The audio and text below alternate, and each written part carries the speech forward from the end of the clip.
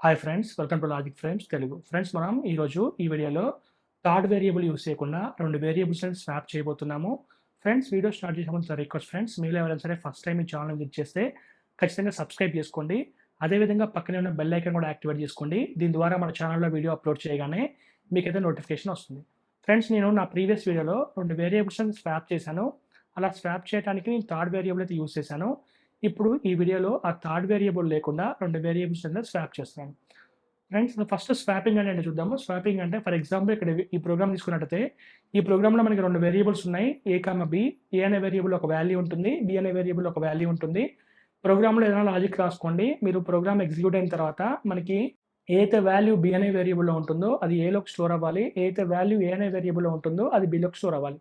Friends, programme start చేసే ముందు మీకు చిన్న హింట్ ఇస్తున్నా ఫ్రెండ్స్. ఏవైతే అర్థమెటిక్ ఆపరేటర్స్ మనకున్నాయో ప్లస్, మైనస్ వీటిని యూజ్ చేసి మనం 2 వేరియబుల్స్‌లో ఉన్న వాల్యూస్‌ని స్వాప్ చేయొచ్చు. థర్డ్ వేరియబుల్ యూజ్ చేయకుండా. ఎవరైనా ట్రై చేయాలనుకుంటే ఈ వీడియోని పాజ్ చేసి ఇప్పుడు మీరు ట్రై చేయండి. మీరు రాకపోతే అప్పుడు ఈ వీడియో చూడండి. ఫస్ట్ అయితే మీరు ట్రై చేయండి. ఫ్రెండ్స్, ఫస్ట్ ఇప్పుడు నేను లాజిక్ బిల్డ్ చేసి చెప్తాను మీకు. అసలు ఎట్లా స్వాప్ చేయొచ్చు థర్డ్ వేరియబుల్ లేకుండా అనేది ఇప్పుడు నేను చెప్తాను. ఒకసారి మీకు క్లియర్‌గా వీడియోని స్కిప్ చేయకుండా మీరు చూడండి. అప్పుడైతే మీకు క్లియర్‌గా అర్థమవుతుంది. సో ఫ్రెండ్స్, ఫర్ ఎగ్జాంపుల్ అసలు ఏంటి లాజిక్ ఎట్లా ఇంప్లిమెంట్ చేయాలని చూద్దాము. సో ఫస్ట్ బేసికల్‌గా మనకైతే 2 వేరియబుల్స్ ఉంటాయి. సో ఒక వేరియబుల్ వచ్చేసి ఏ అనే వేరియబుల్ ఉంటుంది. సెకండ్ వేరియబుల్ వచ్చేసి బి అనే వేరియబుల్ ఉంటుంది. సో ఇనీషియల్‌గా మనకి ఏ అనే వేరియబుల్‌లో మనకి 10 అనే వాల్యూ ఉంది. బి అనే వేరియబుల్‌లో 20 అనే వాల్యూ ఉంది.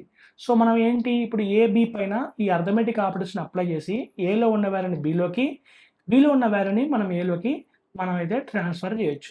ఈ రెండిటిని ఇట్లా మనం స్వాప్ చేయొచ్చు అనమాట. సో దీనికి సంబంధించి ఫస్ట్ నేనైతే లాజిక్‌ని ఇంప్లిమెంట్ చేస్తాను. జాగ్రత్తగా అబ్జర్వ్ చేయండి. సో నేనేం చేస్తున్నా అంటే ఫస్ట్ మనకున్న వాల్యూస్ ఏంటి 10, 20 కదా! సో మనకున్న ఇనీషియల్ వాల్యూస్ మీరు గుర్తుంచుకోవాలి. ఇనీషియల్ వాల్యూస్ ఏంటి? మనకి ఇనీషియల్ ఏలో 10 అనే వాల్యూ ఉంది. నెక్స్ట్ బిలో 20 అనే వాల్యూ ఉంది. ఈ 2 మనకున్న ఇనీషియల్ వాల్యూస్. నెక్స్ట్ ఇప్పుడు మీరు అబ్జర్వ్ చేయండి. లాజిక్ ఏంటో చెప్తా చూడండి ఒకసారి. ఫస్ట్ ఏం చేస్తానంటే నేను మనకున్న 2 వాల్యూస్ ఉన్నాయి కదా!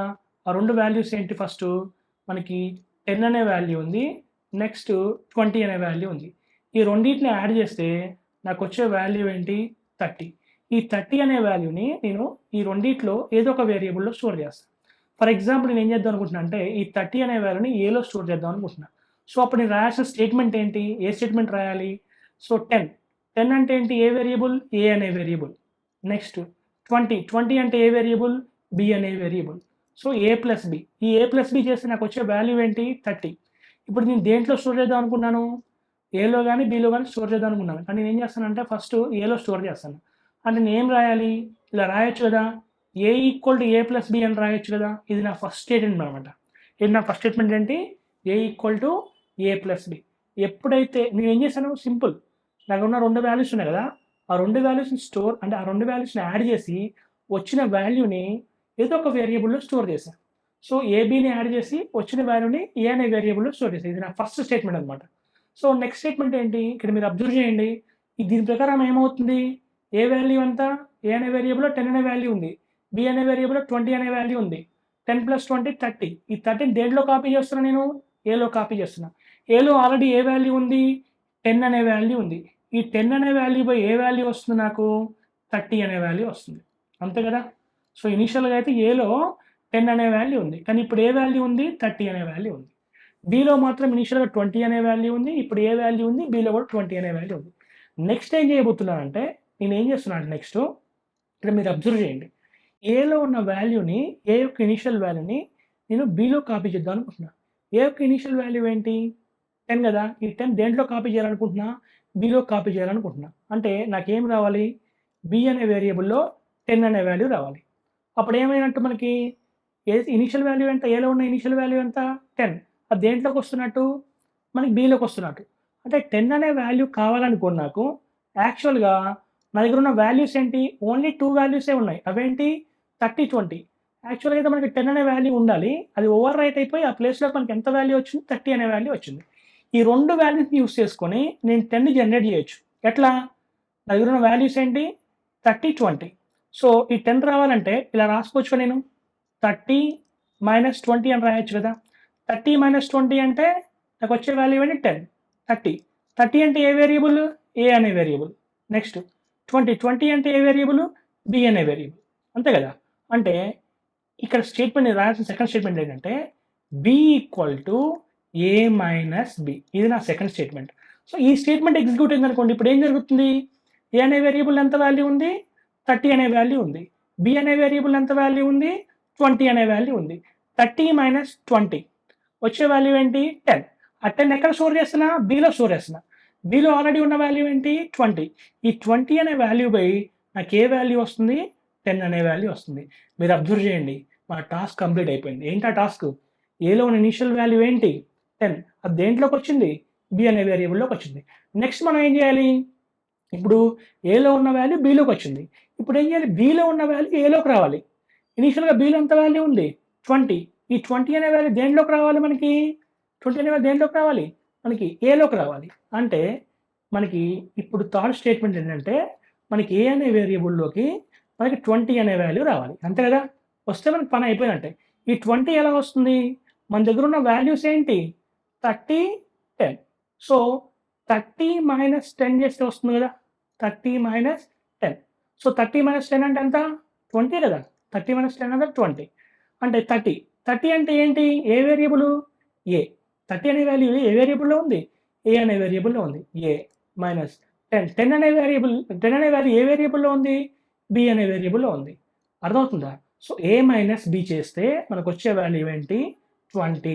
దాన్ని అగైన్ దేంట్లో స్టోర్ చేయాలి? ఏలో స్టోర్ చేయాలి. అంటే నేను రాయాల్సిన థర్డ్ స్టేట్మెంట్ ఏంటంటే A equal to A minus B.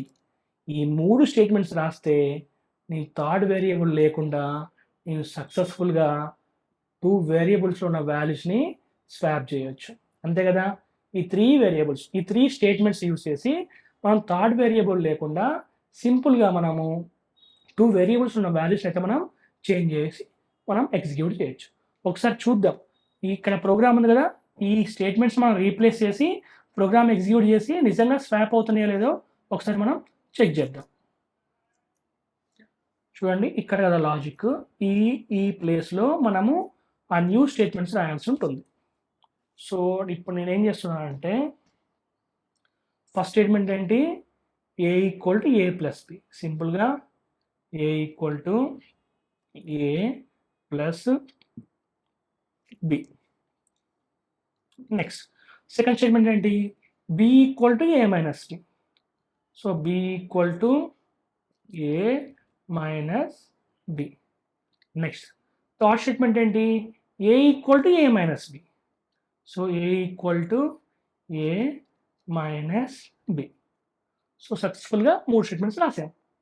అంతే కదా! A equal to A plus B. Second statement వచ్చి A equal to A minus B. Third statement వచ్చి A equal to A minus B. So ఇప్పుడు ప్రోగ్రామ్‌ని ఒకసారి execute చేసి చూద్దాం. సో ప్రోగ్రామ్‌ని సేవ్ చేస్తున్నాను. చూద్దాము నిజంగా స్వాప్ అవుతాయో లేదో చూద్దాము. సో ప్రోగ్రామ్‌ని రన్ చేస్తున్నాను. సో చేయగానే నాకు ఇక్కడ ఎంటర్ ఏ వాల్యూ అని వచ్చింది. నేను 10 అనే వాల్యూ ఇచ్చాను. ఎంటర్‌ని ప్రెస్ చేశాను. నెక్స్ట్ బి వాల్యూ 20 అనే వాల్యూ ఇచ్చి ఎంటర్ కీ ప్రెస్ చేస్తాను. ఇక్కడ అవుట్‌పుట్ మీరు అబ్జర్వ్ చేయండి. చేస్తే A equal to 20, B equal to 10. సక్సెస్ఫుల్‌గా మనమైతే ఇనిషియల్‌గా మనకి ఏలో ఎంత వాల్యూ ఉంది? 10. బిలో ఎంత వాల్యూ ఉంది? 20. మనకి స్వాప్ అయినాయి కదా! సో ఈ 3 స్టేట్మెంట్స్ యూజ్ చేసి మనం సక్సెస్ఫుల్‌గా థర్డ్ వేరియబుల్ యూజ్ చేయకుండా మనమైతే 2 వేరియబుల్స్ ఉన్న వాల్యూస్‌ని మనం స్వాప్ చేయొచ్చు. ఫ్రెండ్స్ నెక్స్ట్ ఇంకొక లాజిక్ కూడా చెప్తాను. ఇక్కడ మనకి మన మల్టిప్లికేషన్, డివిజన్ ఆ 2 ఆపరేటర్స్ యూజ్ చేసి కూడా మనం 2 వేరియబుల్స్‌ని అయితే స్వాప్ చేయొచ్చు థర్డ్ వేరియబుల్ లేకుండా. ఎలా అంటే సేమ్ లాజిక్ ఎక్కడైతే ప్లస్ ఉంటుందో ఆ ప్లస్ దగ్గర మీరు మల్టిప్లికేషన్ ఆపరేటర్ యూజ్ చేయండి. ఎక్కడైతే మైనస్ ఉంటుందో అక్కడ మీరు డివిజన్ ఆపరేటర్‌ని యూజ్ చేయండి. చేస్తే మీకు కూడా సేమ్ వర్క్ అవుతుంది. No problem. చూడండి ఒకసారి కావాలంటే. ఇప్పుడు సేవ్ చేశాను కదా! ఒకసారి ప్రోగ్రామ్ ఎగ్జిక్యూట్ చేస్తాను. సేమ్ ప్రోగ్రామ్ సేమ్ వాల్యూస్ చూద్దాం ఒకసారి మనం. So enter A value. So 10 అనే వాల్యూ ఇచ్చాను. నెక్స్ట్ ఎంటర్ బి వాల్యూ 20 అనే వాల్యూ ఇచ్చాను. ఒకసారి ఎంటర్ కీ ప్రెస్ చేస్తాను. చేయగానే A equal to 20, B equal to 10. So ఈ విధంగా మనమైతే చాలా ఈజీగా మనం వేరియబుల్స్‌లో ఉన్న వాల్యూస్‌ని అయితే మనం చేంజ్ చేయొచ్చు. ఫర్ ఎగ్జాంపుల్ మీకు డౌట్ రావచ్చు. ఓన్లీ 10కి, 20కి వర్క్ అవుతుందా? లేకపోతే వేరే వాల్యూస్ కూడా వర్క్ అవుతుందా ఈ ప్రోగ్రామ్ అనేది మీకు డౌట్ రావచ్చు. సింపుల్ ఫ్రెండ్స్, ఎటువంటి వాల్యూ ఇచ్చినా కూడా మనకి ఆ వాల్యూస్ అయితే స్వాప్ అవుతాయి. కావాలంటే మళ్ళీ ఒకసారి ఎగ్జిక్యూట్ చేసి చూపిస్తా. ఒకసారి మీరు చెక్ చేయండి. చూడండి మళ్ళీ ఒకసారి రన్ చేస్తున్నాను. ఈసారి నేను ఏ వాల్యూ నేను 33 ఇస్తున్నాను. నెక్స్ట్ బి వాల్యూ నేను 79 అని ఇస్తున్నాను. ఒకసారి ఎంటర్ కీ ప్రెస్ చేయండి. చేయగానే ఏలో 79 వచ్చింది. బిలో మనకి 33 వచ్చింది. సో, సక్సెస్‌ఫుల్‌గా మనకి స్వాప్ అయితే అయింది. ఇది ఫ్రెండ్స్ ఈ వీడియో. ఈ వీడియో మీకు నచ్చినట్టయితే ఖచ్చితంగా లైక్ చేయండి. అదేవిధంగా ఈ వీడియో ఉపయోగపడుతుందనుకుంటే మీ ఫ్రెండ్స్‌తో గానీ, ఫ్యామిలీ మెంబర్స్‌తో గానీ షేర్ చేసుకోండి. Thanks friends. Thanks for watching.